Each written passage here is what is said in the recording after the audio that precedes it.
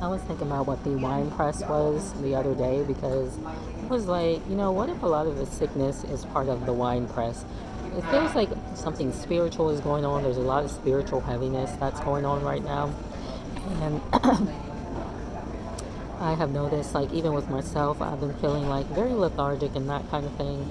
And, I think it's all a part of, what do you need to do to change? Because the Father said he will not send any diseases of Egypt on you if you keep his commandments. So a lot of people, especially Christians, are getting sick at this point because they're out of order with the Spirit and the truth of God. And so I do believe that is why I personally have been getting sick, because I do think that something, and we all need this, to be sanctified of something that's not of him so that we can follow him in spirit and in truth.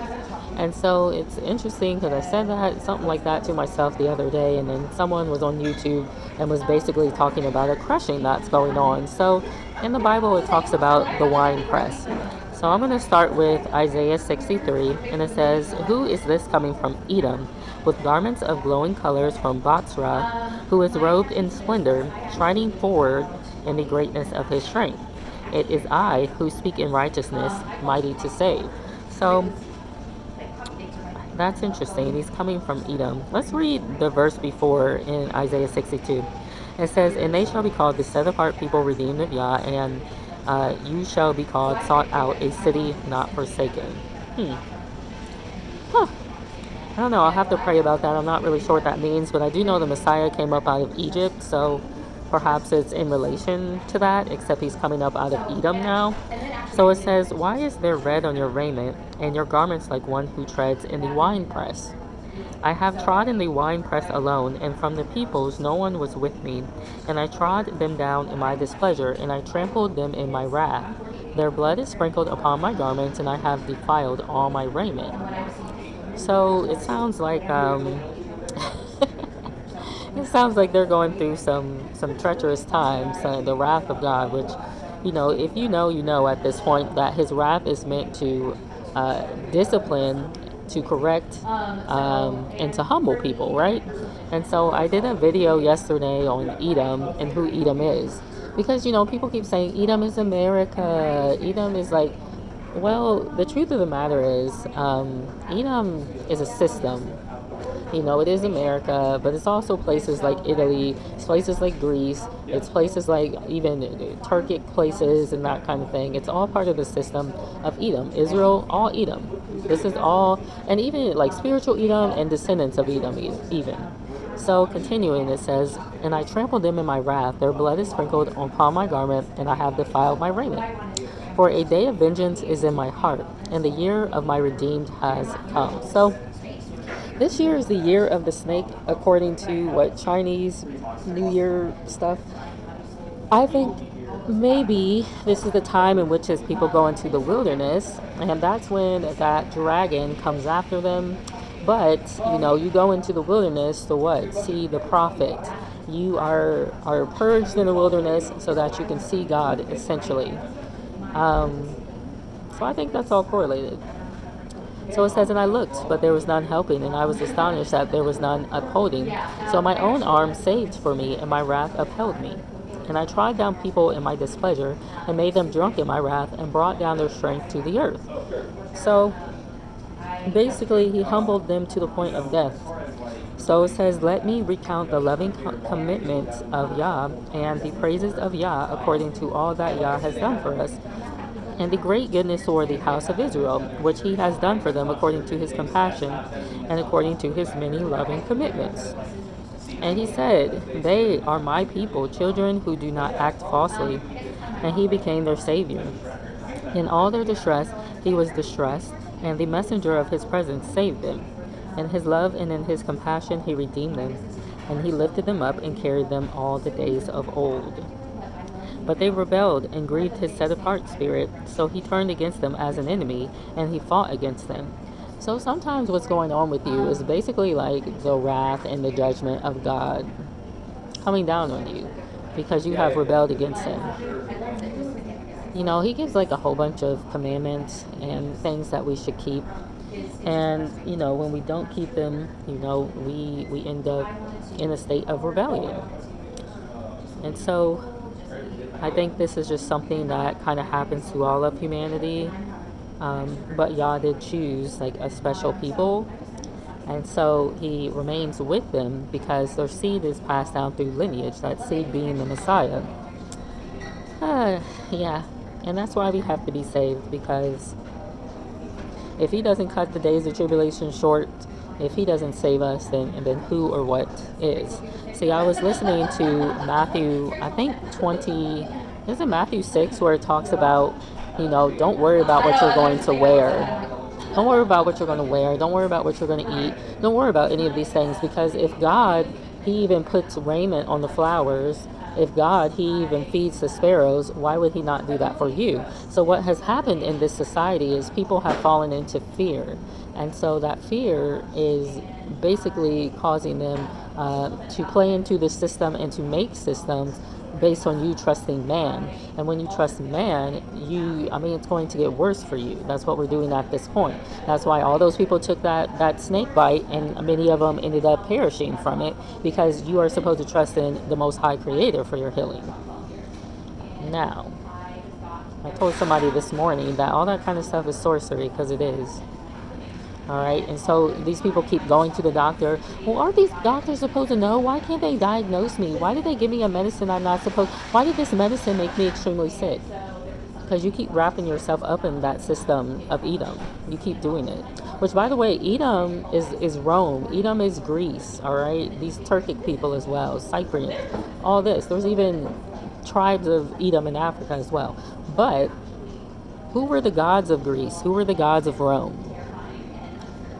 I know more the gods of Greece: Hermes, Asclepius, Hygienia, health. All right, these are gods of medicine. That's why you see them with a staff with two serpents wrapped around it and some wings. That's the medical symbol, right? So you put your trust in these gods before you do the Most High God. And like King Asa, he ended up dying. He said, why do you go to the physicians before you come to me?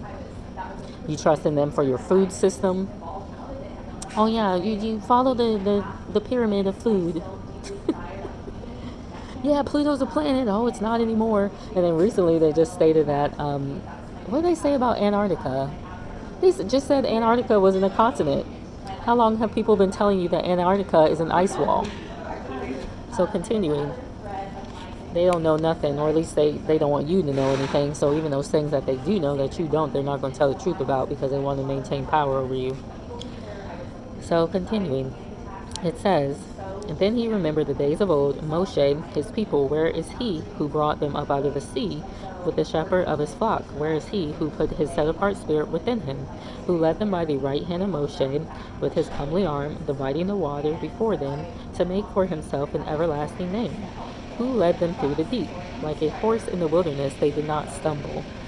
As a beast goes down into the valley, and the spirit of Yah causes him to rest, so you led your people to make yourself a comely name. So he gave me Zechariah, I think 13, not too long ago. It was like 2 years ago.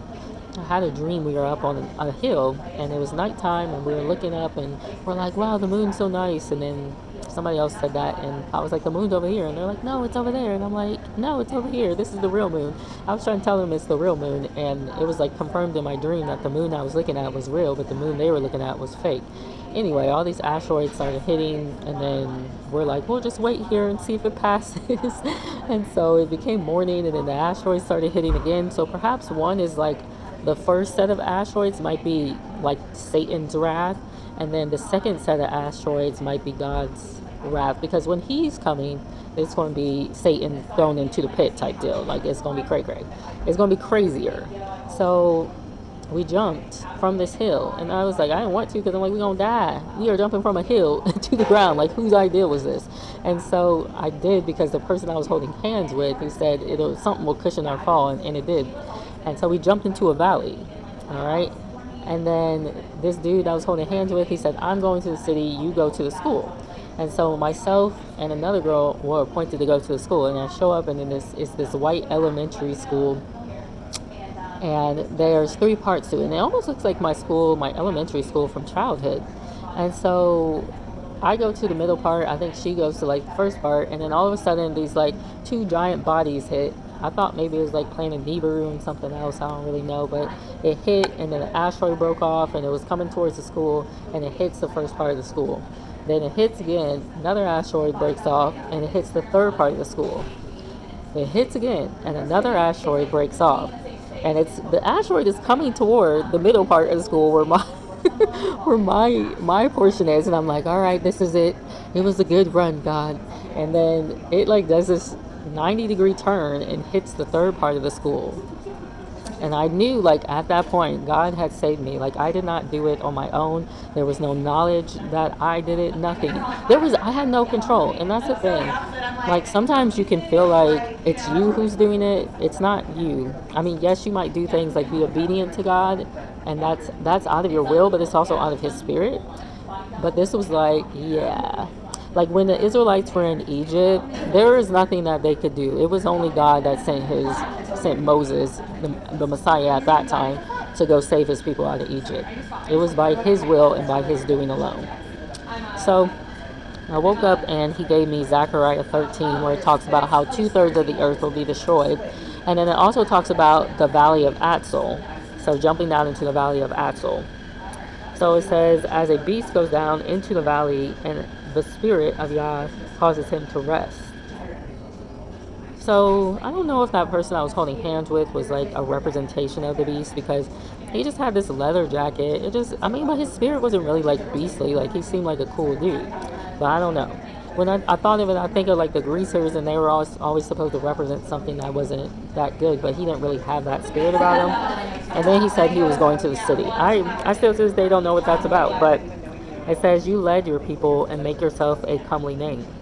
Look down from the heavens and see from your set apart and comely dwelling, where are your ardor and your might, the storing of your inward parts and compassion towards me, are they withheld? For you are our Father, though Abraham does not know us and Israel does not recognize us. You, O Yah, are our Father, our Redeemer. Your name is from of old. O Yah, why do you make us stray from your ways and harden our heart from your fear? Turn back for the sake of your servants and tribes of your inheritance. For a little while your set-apart people possessed it. Our adversaries have trodden down your set-apart place. We have become like those over whom you never ruled. Your name is not called on them. Oh, that you would tear the heavens open. Come down, that mountains shall shake before you. And the mountain did shake in that vision about Zechariah. And this was actually in that Mufasa movie too. That Mufasa movie, I'm pretty sure, is like a representation of Melchizedek. Like, obviously, The Lion King, the original one, is about a prodigal son. It's based out of Tanzania or Kenya, one of the two, because you see Mount Kilimanjaro in the background. And that is the emblem that many Tanzanians use, especially as the symbol of the lion, because I think it's about them. Like the language that's spoken in that movie is actually Swahili. And that's what they speak in places like Tanzania and Kenya. So continuing, it says, when you did awesome matters, which we did not expect, you came down, mountains did shake before you. Since the beginning of the ages, they have not heard, nor perceived by the ear, nor has the eye seen any Elohim besides you, who acts for those who wait for them. Who acts for those who wait for him. You shall meet him who rejoices and does righteousness, who remembers you in your ways. See, you were wroth when we sinned, and then a long time. And should we be saved? And all of us have become as one and clean, and all of our righteousness as soiled rags. So someone got upset at me because I told them, I was like, Yah does not call the righteous their work soiled rags. Here is a time in which they got judged because they were ruining the set apart place, they were unclean, they were in sin. And so this is when it says that, all of us have become unclean, and our righteousnesses are as soiled rags. So it says, and all of us fade like a leaf, and our crookednesses, like the wind, have taken us away. And there is no one who calls on your name, who stirs himself up to be strengthened in you. For you have hidden your face from us, and have consumed us because of our crookedness. And now, O Yah, you are our Father. We are the clay, you are our potter. And we are all the work of your hand. So that's why Psalms 139:14 says, I am fearfully and wonderfully made, and great are your works, for I know it well. The works of the Father is to mold us into his image. We as humanity have fallen away from the image of God. We have taken on the image of the fallen ones. This whole system is the image of the beast, all right? All of it.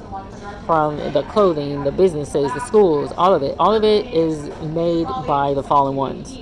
So continue, even the churches, all right? So it says, do not be wroth, O Yah, nor remember crookedness forever. See, please, look, all of us are your people. Your set-apart cities have become a wilderness. Zion has become a wilderness. Jerusalem a waste.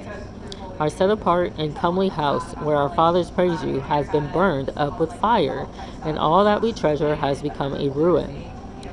In view of all this, would you restrain yourself, O Yah? Would you keep silent and afflict us beyond measure? So, what's his name? Abshak, Meshach, and Abednego. They were in the fire, all right, and there was a fourth man in there. I believe that the Father uses fire to burn up the adversary, but also to show all the impurities, and of course to get rid of them, because that's burning up the adversary. Yeah. I know I had a dream the other night that I was in a house and it was on fire, but I wasn't being burnt up. And I was like, how am I not being burnt up in this house right now? And I can only give glory to God for that, because that was the thing. Abshak, Meshach, and Abednego were put in the fire, but they weren't burnt up. So it says, I have let myself be inquired of, not by those who asked. I was found, not by those who sought me. I said, here I am, to a nation not calling on my name. I have held out my hands all day long to a stubborn people who walk in a way that is not good. After their own thoughts, the people who provoke me continually to my face, who slaughter in gardens and burn incense on slaughter places of brick, who sit among the burial sites and spend the night in secret places, who eat flesh of pigs, and the broth of unclean meat is in their pots. So I think this is more so referring to, like, they're sitting in a place of death, and then they spend the night in secret places, who eat the flesh of pigs, and the broth of unclean meat is in their pots. I think they're just taking in things that they shouldn't be taking in. So it says, who say, keep to yourself, do not come near me, for I am set apart to you. These are my smoke in my nostrils, a fire that burns all day. So it's like them saying, they're saying basically like, I'm set apart to you, Father, but don't come near me. So it says, see, it is written before me, I am not silent, but shall repay, and I shall repay into their bosom. Your crookednesses and the crookednesses of your fathers together, said Yah, who burn incense on the mountains and reproach me on the hill, and I shall measure their former work into their bosom. Thus said Yah, as the new wine is found in the cluster, and one shall say, do not destroy it, for there is blessing in it, so I do for my servant's sake, not to destroy them all. So someone, of course, misused the word the other day because they have their own doctrines in the church that aren't necessarily true. So what ended up happening is, of course, I had to correct them. So the wine skins, that's not a reference to the Old Testament. It's a reference to a fallen person. You know, you don't put new wine into old wineskins. The old wineskins is that fallen nature. God has to press you, has to press the wine, recreate the wineskin so that he can put the fresh wine into it. So it says, so I do for my servant's sake, not to destroy them all, and I shall bring forth a seed from Jacob, and from Yehudah, a heir of my mountains, and my chosen one shall inherit it. And my servants dwell there, and Sharon shall be a fold of the flocks, and the valley of Achor a place for herds to lie down, for my people who have sought me. But you are those who forsake Yah, and who forget my set-apart mountain, who prepare a table for Gad, and who fill a drink offering for many. So Gad and many, I think Gad means fortune, and then many means destiny. So when I think of that, I think of, like, you know, people thinking about the fates. So the fates were like some Greek goddesses or whatever, and they think that their whole lives were based on what they decided. And then you have many who was like destiny. So you see a lot of Christians, they talk about, oh, you know, our destiny, and that kind of thing. And everyone, you know, it's super, it reminds me of Hercules when I hear it. Like, I was destined to be, you know, nah. Continuing, that's not it. So it says, and I shall allot you the sword, and let you all bow down to the slaughter, because I called and you didn't answer, I spoke and you did not hear, and you did evil before my eyes, and chose that in which I did not delight. Therefore, thus says the Master Yah, see my servants eat, but you hunger. See my servants drink, but you thirst. See my servants rejoice, but you are put to shame. See my servants sing for joy of heart, but you cry for sorrow of heart, and wail for the breaking of spirit. And you shall leave your name as a curse to my chosen. For the Master Yah shall put you to death and call his servants by another name, so that he who blesses himself in the earth does bless himself in Elohim of truth. So, this is the thing.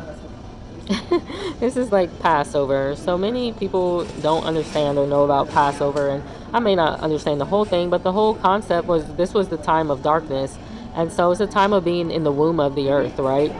And in the womb of the earth, the Messiah was freeing the captives. So he's going to put us to death, those that need to be, because they're off. So that the earth does bless himself in the Elohim of truth. That's why he told Nicodemus he needed to be born again, basically. So it says, and he who swears in the earth does swear by the Elohim of truth, because the former distresses shall be forgotten, and because they shall be hidden from my eyes. So this is the work of redemption. For look, I am creating new heavens and a new earth, and the former shall not be remembered, nor come to heart. And I also want to draw this, because it talks about how John's parents were righteous and they were walking in all the laws, statutes, and commandments of the Most High. Well, this is not who this is talking to. He literally says here, this is only for those who are not walking in the truth. So there are people out there that are walking in the truth that this is not going to happen. The fire will not touch them. The fire is for refinement, and believe me, like, you probably, and these people, even John's parents, had to go through it a few times before they were purified. The whole point is about sanctifying our blood, again, to be made into his image again. So it says, for look, I am creating new heavens and a new earth, and the former shall not be remembered, nor come to heart. But be glad and rejoice forever in what I create. For look, I create Jerusalem a rejoicing, and her people a joy. And I shall rejoice in Jerusalem, and I shall joy in my people, and let the voice of weeping no more be heard in her. No more is an infant from there going to live, but a few days, nor an old man who does not complete his days. For the youth dies 100 years old, but the sinner, being 100 years old, shall be lightly esteemed. And they shall build houses and inhabit them, and plant vineyards and eat their fruit. They shall not build and another inhabit, they shall not plant and another eat. For the days of my people are going to be as the days of a tree, and my chosen ones outlive the work of their hands. They shall not labor in vain, nor bring forth children for trouble. For they are the seed and the blessed of Yah, and their offspring is offspring with them. That sounds like a good promise to me. That sounds like a great promise. I like it. So these people will outlive the work of their hands. They're not going to labor in vain. They're not going to have problem with bringing forth children. Remember, the curse in the beginning was you're going to bring forth things by the sweat of your brow. I've met several people that have said they had no pain during childbirth, and they gave all glory to God for it. So that's physical, but this is also talking about spiritual childbirth. It talks about how the Hebrew women, they had birth quicker than the Egyptian women. So these are talking about spiritual children. I've had several dreams of me having children. I'm like, where's the husband? Where's my husband? No, I'm just kidding. All right. The seed is the word of God, and that's noon, and it also means a child. So it says, for they are the seed of the blessed of Yah, and their offspring with them. And it shall be that before they call, I answer, and while they are still speaking, I hear. Praise Yah. I feel like he just said this to me the other day. Oh, wow. Okay, wolf and lamb feed together. A lion eats straw as an ox, and dust is the snake's food. So wolf and lamb feed together, and a lion eats straw as an ox, and dust is the snake's food. They shall do no evil, nor destroy in all my set-apart mountain. Very interesting. Let's go on to chapter 66. Thus says Yah, the heavens are my throne, and the earth is my footstool. Where is the house that you built for me, and where is this place of my rest? I was asking the same thing. That is, I mean, he'll put things in your mind, and it says, so, you know what, one time, I was asking Yah, like the disciples, what's the best place to be? Well, he pulls me down to the bottom of the shower, and I'm like on my knees, and then I lay down, head like in front and hands like, and I said, well, this looks like child pose from yoga. And he was like, yeah, the best place to be is like a child. And then he moves me in this position, and I'm like on all fours, palms down, knees. And I was like, this is like tabletop from yoga. And he's like, the earth is on my footstool.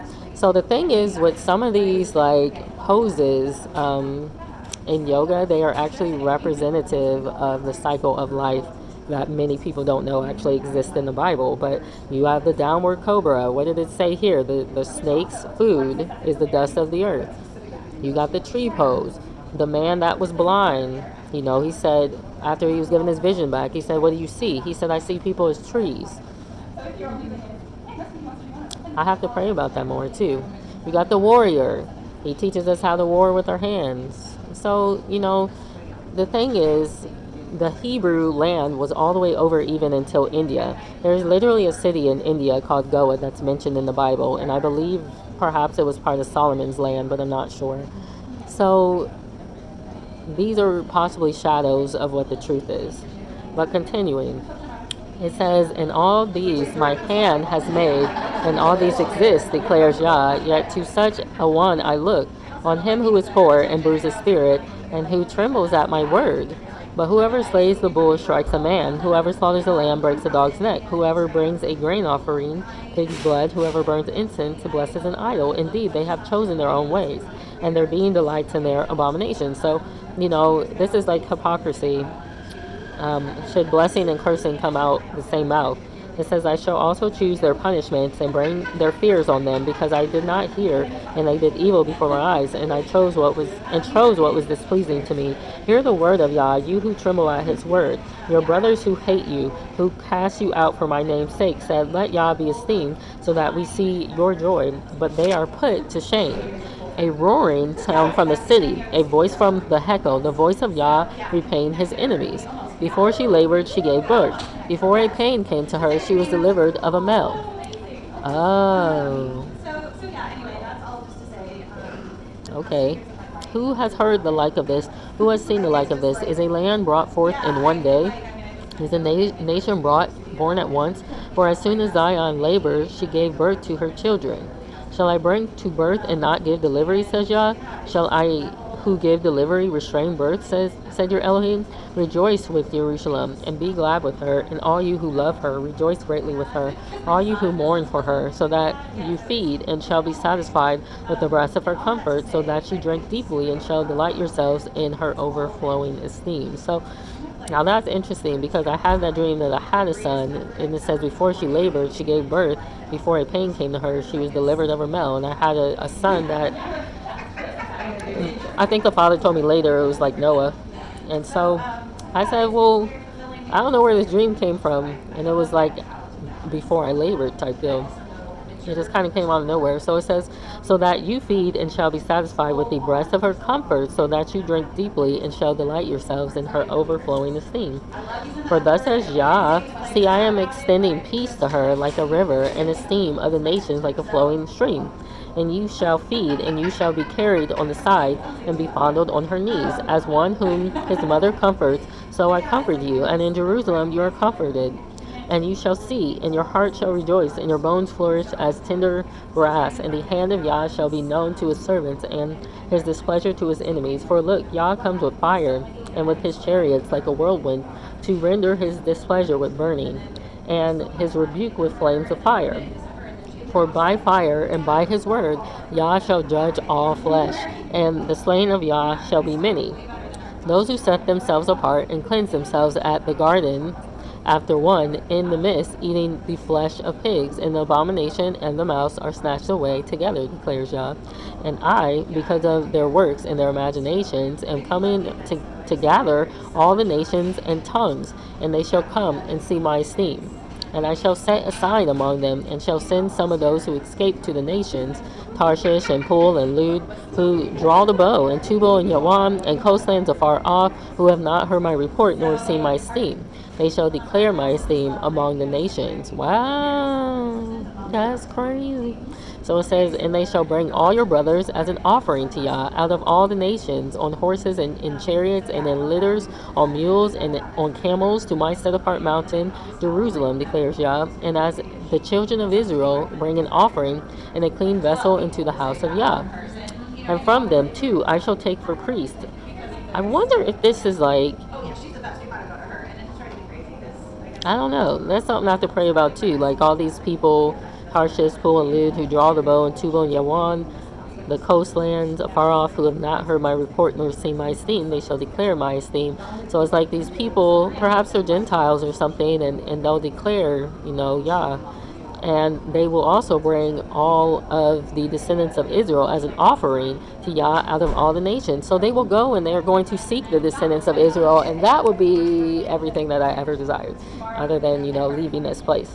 So it says, and from them too I shall take for priests Levites, declares Yah, for as the new heavens and new earth that I make stand before me, declares Yah, so your seed and your name shall stand. And it shall be that from new moon to new moon, and from Sabbath to Sabbath, all flesh shall come and worship before me, declares Yah. And they shall go forth and look upon the corpses of the men who have transgressed against me, for their worm shall not die, and their fire shall not be quenched, and they shall be repulsive to all flesh. Well, so that's for the people who refuse to bow to the Most High, which is fair, because at the end of the day, when you are ungodly, what kind of things do you do? Well, you kidnap people, you lie, you cheat, you deceive, you manipulate, all these kinds of things. And so if that is the life that you want to live, an ungodly life, then the worm is basically for you. That's all. So you guys be blessed and have a good day. Bye.